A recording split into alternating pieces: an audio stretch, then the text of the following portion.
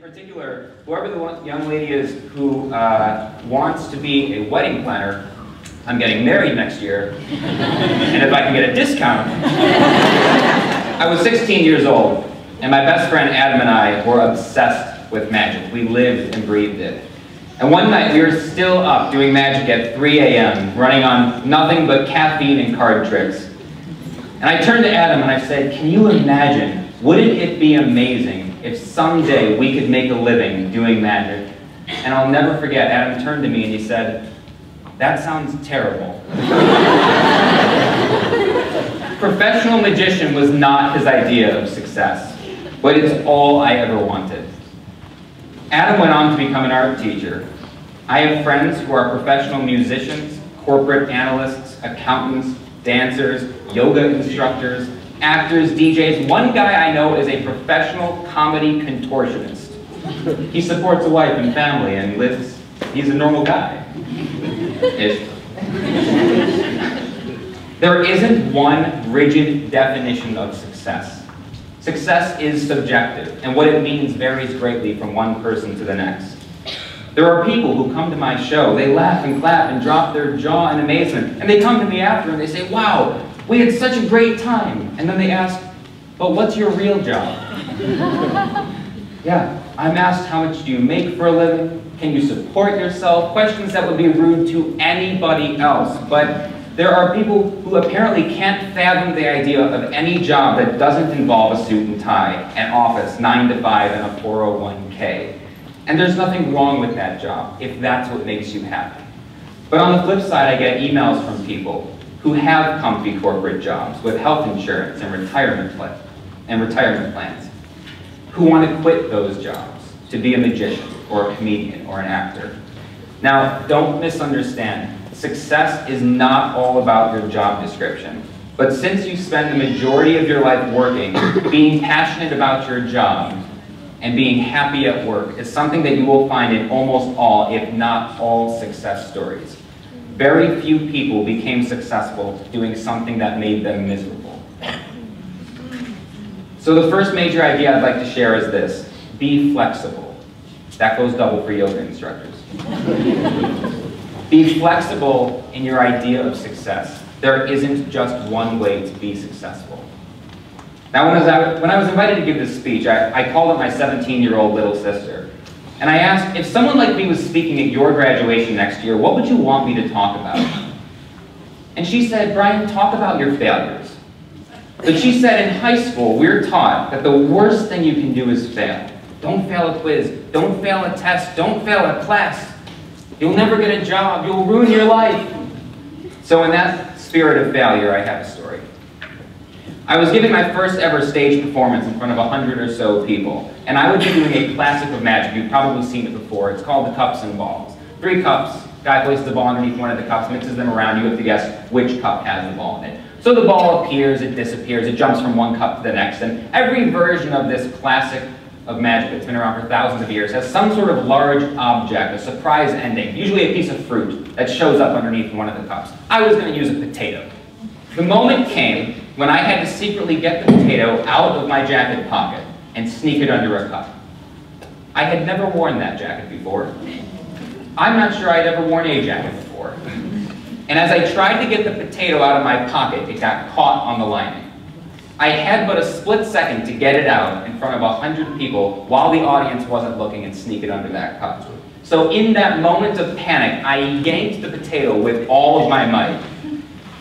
It cleared the pocket and with tremendous momentum shot out of my hand. It sailed into the air in a beautiful, majestic arc, hit the stage, rolled 25 feet across while I and the entire audience watched it in silence. I turned back to the cups, finished the trick without the potato. The audience had no idea I had screwed up. They didn't know the potato was supposed to show up underneath the cup. For all they knew, I planned that moment of absurd comedy. In the middle of this elegant classic of magic, I simply performed the now infamous at that particular school, the appearing flying potato trick. That failure was of tremendous benefit to me, practically and philosophically.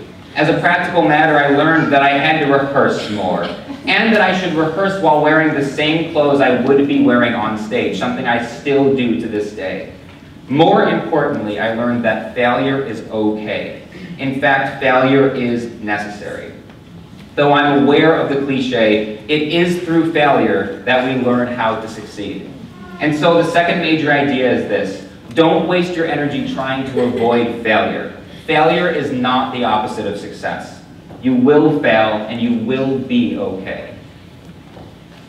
When you achieve any level of success doing something unusual, like magic, everybody wants to know, what's the secret? How do you do it? And even though as a magician I'm in the business of keeping secrets, I'm going to tell you. My secret is this: I have no idea what I'm doing. None of us do. I know right now it feels like I'm not sure what's going on, but eventually I'll have a plan. No, you won't. That's okay.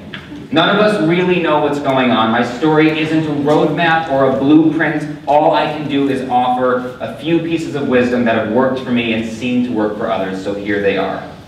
1, be kind and treat people well, even when they don't do the same for you. You will need to give help and receive help to be successful in this life. Do both with kindness. 2, set incredible goals. You can do more than you've ever imagined. Trust me. At 16 years old, I said to Adam, wouldn't it be amazing if? And it is. 3, practice time management. I know this is a boring one. You'll find as life goes on that time really is the most precious and limited resource. Your school focused on learning independence, as mine did. We were not hounded for our homework or told where to be during free periods, so we learned to manage our time, to do work when we needed to, and to take breaks when we needed to.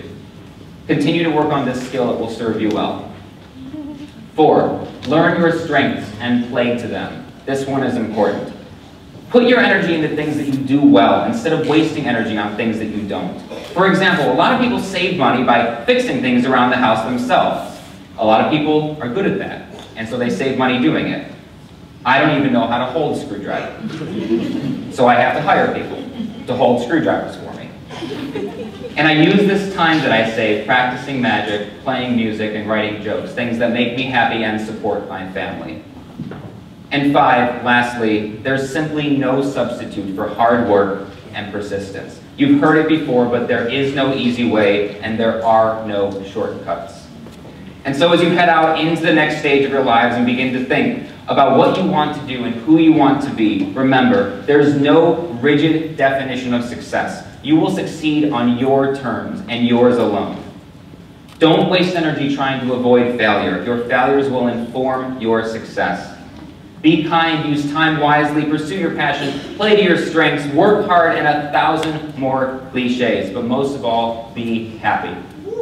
I wish you the very best on your journey. You've already achieved more than you know. Congratulations to the Three Rivers Middle College class of 2015.